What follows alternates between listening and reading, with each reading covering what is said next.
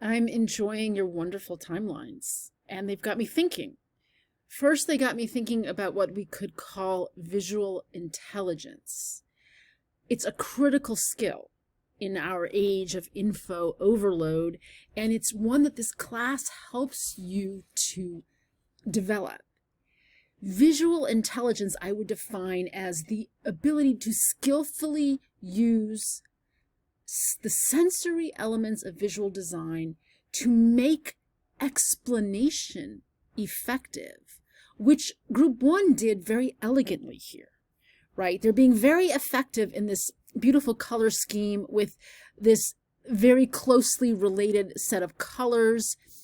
And they're giving you 4 clear dates and 1 architectural monument for each one. So they're basically introducing their architecture section by giving you a quick overview, what we could call maybe the Google Maps overview of where they are going in the rest of this. And it alerts you to how you are going to deal with time, a leap of 300 years, a little less, a leap of less than 100 years, and then a leap of only about 20 or so years.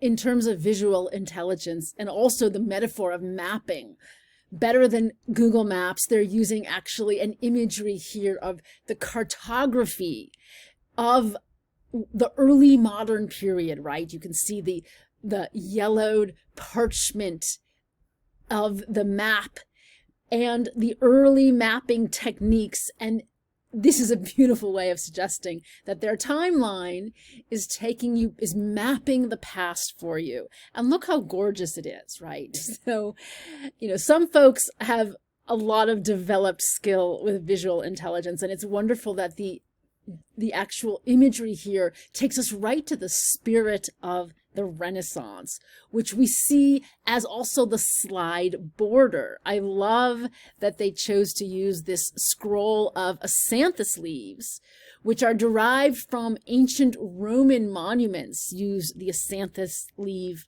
motifs that are so popular in the Renaissance, right? The time of the rebirth of Greco-Roman ideas. You see that same wonderful scrolling acanthus leaf pattern in the border of Mantegna's Camera Picta.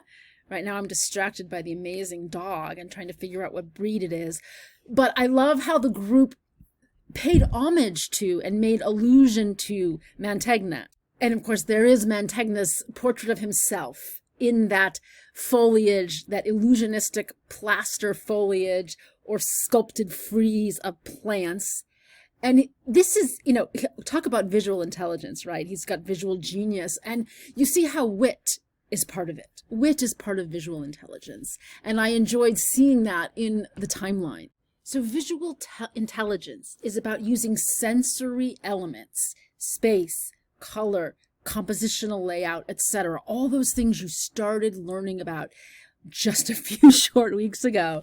You're using those sensory elements to help make clearer sense of something you're investigating, something you want to understand. And what a beautiful thing to have the map here positioned next to our dukes, the Phillips, these fabulous guys with their big dukely noses. And that actually can go hand in hand with something else that you've been working on over this cyber session, which is textual intelligence. You've done a lot of writing and a lot of reading.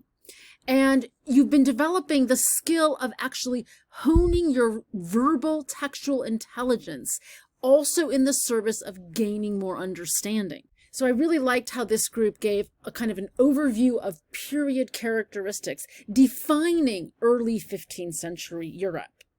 In terms of developing your textual intelligence, I was really glad to see this group using the 4-part analysis that you were introduced to at the very beginning. Physical analysis, visual analysis, iconography, iconology. Because it's showing how writing is really stronger when it's broken down into smaller, focused points.